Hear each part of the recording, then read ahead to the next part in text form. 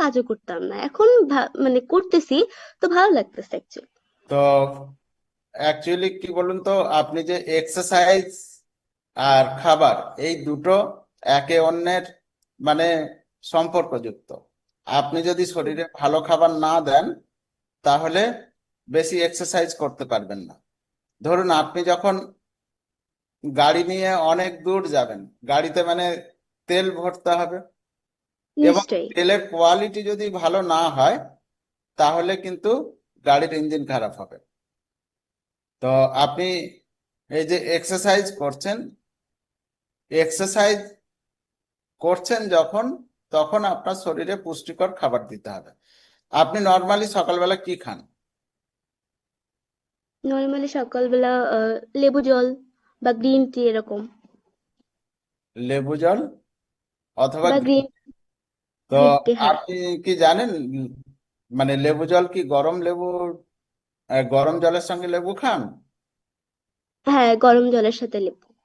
আপনি কি জানেন এর এর কারণে আমাদের হাড়ের ক্যালসিয়াম নষ্ট হতে পারে, হাড় দুর্বল হতে পারে। না, আমি তো সেটা জানি না।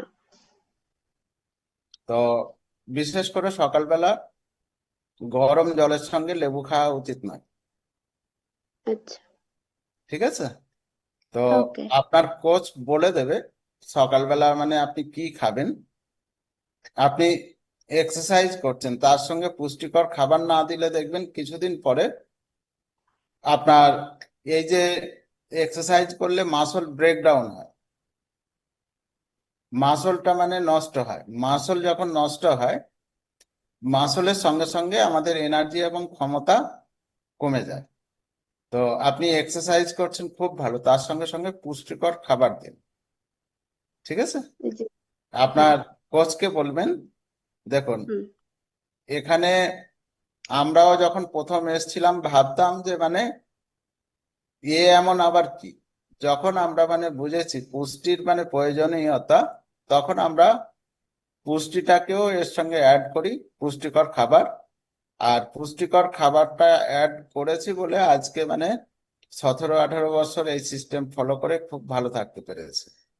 তো ম্যাক্সিমাম মানুষ যারা এত ভালো আছে তারা এক্সারসাইজের সঙ্গে সঙ্গে পুষ্টিকর খাবারটাকেও অ্যাড করেছে। বুঝতে পেরেছেন? আপনার কোচকে বুঝতে। বলবেন যে মানে আমাকে কি খেতে হবে তার একটা নিয়ম করে দিন। ওকে। তো